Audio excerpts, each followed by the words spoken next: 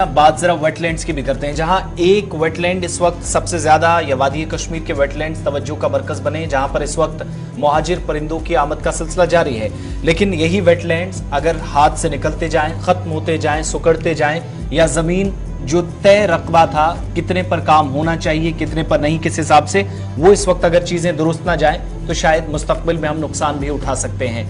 आज शालबुग की उस वेटलैंड की उस जो अभी जमीन है उसकी जरा बात करते हैं, जिस पर इसलिए भी माजी में तवज्जो रही है। साल 2018-19 में एक मंसूबा सरकार की तरफ से और बनाया गया कि शालबुग जो वेटलैंड है इसको मुकम्मल तौर पर बहाल किया जाएगा और 33,000 कनाल जो जमीन है या अराजी है इस पर मुश्तमिल जो वेटलैंड है उसको बहाल करने के लिए सरकार की तरफ से काम हाथ में लिया गया।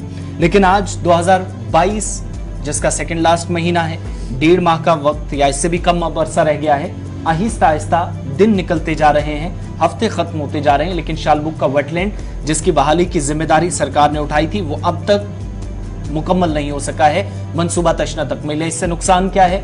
जमीन एक तरफ सुकड़ रही है, दूसरी तरफ जो वाटर लेवल है, पानी की सतह को बरकरार रखने के लिए जो हुकूमती सतह पर इकदाम उठाए गए थे वो अभी तक नाकाम नजर आते हैं। इस पर मजीद बात करेंगे, सैयद इरफान फाजिल हमारे साथ हैं। सैयद इरफान फाजिल, क्या असल में ये मंसूबा था जो 2022 के इन आखिरी लम्हात तक मुकम्मल नहीं हो सका और अब खबर यह है कि वेटलैंड आहिस्ता आहिस्ता जब खत्म हो रहा है, सुकड़ती जा रही है जमीन, उसकी वजह से ये जो मुहाजिर परिंदे हैं ये भी शायद मुस्तकबिल में ज्यादा या बड़ी तादाद में यहाँ नजर ना आए।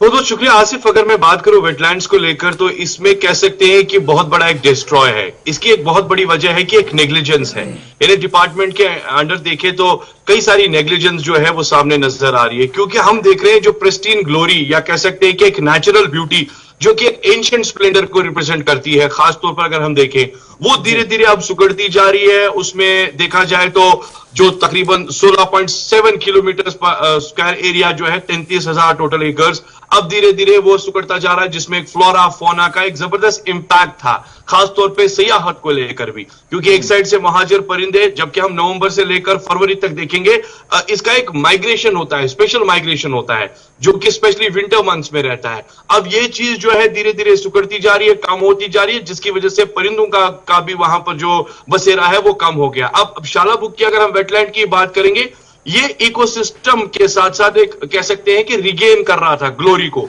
और आजकल के टाइम में अगर बात करें तो पॉल्यूशन है, इलीगल एनक्रोचमेंट्स है, या साथ साथ पोचिंग के मामला थे जो डिपार्टमेंट भी देख रही है, सरकार के नजर में भी है, लोग इस पर कई सारे सवाल खड़े कर रहे हैं, मगर आखिरकार ये प्रिस्टीन ग्लोरी जो है धीरे धीरे जो है अपनी चार्म गंवा रही है।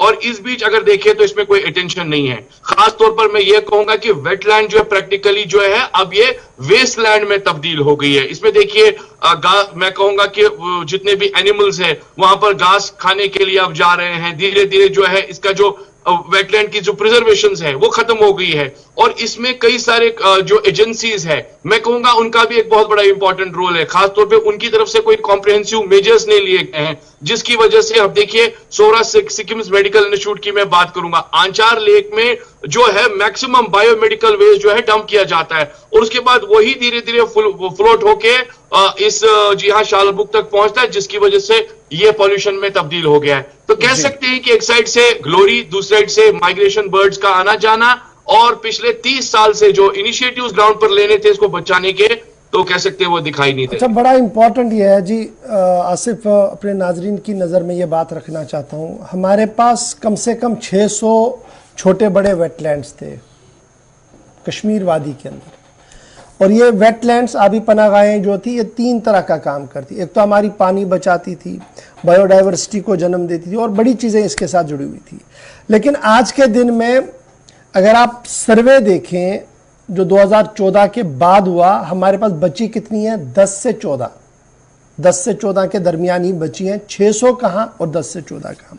अब इसमें भी एक बड़ी परेशानी यह है कि इस तरीके की जो बड़ी वेटलैंड्स हमारे पास हुआ करती थी, एक बहुत बड़ा ज़ख़ीरा हुआ करता था, उस पर भी शबखून मारा जा रहा है। और शबखून मारने वाला कोई बाहर का नहीं है, बिहार का नहीं है, आसाम का नहीं है, बंगाल का नहीं है, वादी कश्मीर का है, जम्मू का भी नहीं है।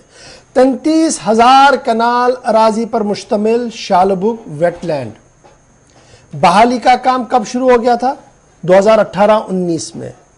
और मुरतब कर दिया गया प्लान की जनाब, इसको अब हम वापस अपनी शान रफ्तार में बहाल करेंगे, जिस तरीके से बाबू डैम का ख्वाब हमें दिखाया गया और दीगर चीजों का ख्वाब दिखाया गया। पानी की सतह को बरकरार रखने के लिए मंसूबा तशने तकमील है। उस वक्त भी ये बात सामने आई थी 17-18 में कि जनाब शालबुग के लिए जो पानी आ रहा है ये मुनासिब नहीं है, वाटर लेवल इसमें मेंटेन रखिएगा। तो हुकूमत ने उस वक्त सूबाई सतह पर अफसरों को चाबुक किया था और डिप्टी कमिश्नर साहब गांधरबल साहब ने यह एश्योर किया था कि जनाब हाई पावर कमेटी बना दी गई, देख लीजिएगा जी आनन फानन में अब पानी का बहाव भी रहेगा और मेंटेन भी रहेगा। 2019 की बात, 2022 में भी यही रोना है कि पानी का फ्लो आप मेंटेन ही नहीं कर पाए। तशने तकमील है जी वो ऑर्डर जिसको जिला गांधरबल में निकाला गया था, और जिस तरीके से माजी की गफलत से हम अभी भी नहीं सीख पा रहे हैं, अब ये बड़ा जो हमारे पास वेटलैंड था ये हमारी नजरों से ओझल हो रहा है। इसमें हुकूमत की सतह पर, मरकजी हुकूमत की सतह पर एक बड़ा फैसला हुआ 14 अगस्त सन 2022 को। हुकूमत हिंद मरकजी हुकूमत की तरफ से एक फैसला लिया गया कि शालबुग वेटलैंड को हम जी रामसर इसमें ले लेंगे जी, जो उनका अपना वो सिस्टम है, और उस फहरिस्त में शामिल किया गया। और उस फहरिस्त में शामिल करने के बाद यह इम्कान लगाया जा रहा था कि अब इस आबी पनाहगाह की तहफ़्फ़ुज़ को यकीनी बनाया जाएगा और इसे नई जिंदगी मिलेगी। क्योंकि असल और कदीम जो इस वक्त की सूरत हाल है उसको बहाल करने में, और जो माजी की सूरत हाल हमारे पास है उसको बहाल करने में, और अभी जो हमारे पास है उसको मेंटेन करने के लिए कसीर रकम चाहिए, दीगर चीज़ें चाहिए, मरकज़ की तरफ से देने का ऐलान भी कर दिया गया। गांधरबल में शालबुग वेटलैंड सरकारी तौर पर 16.75 मुरब्बा किलोमीटर पर फैला हुआ है, जिसका कुल रुकबा 33,000 कनाल पर है। ताहम हालिया 30 वर्षों के दौरान यह काफी हद तक सिकुड़ गया है, और नायाब और जो हमारे चीजें वहां पर आती थी और ये जो जानवर वहां आते थे, हैवानात आते थे, नबातात की एक वसी सफ़ों के मस्कन यहां पर बसते थे, वो आहिस्ता आहिस्ता करके खत्म हो गए। वेटलैंड का मकसद कई तरह से अहम होता है जी। अगर जो माहिरीन है और जम्मू कश्मीर के लोग हैं उन्हें पता है कि ये वेटलैंड्स क्यों रखे गए थे, लेकिन सवाल यहां पर यह है कि लिस्टिंग करने के बावजूद, 2017-18 में ऑर्डर आने के बावजूद हुकूमत की नजरों से यह इंतहाई हसास इलाका और हिसास मामला ओझल क्यों है।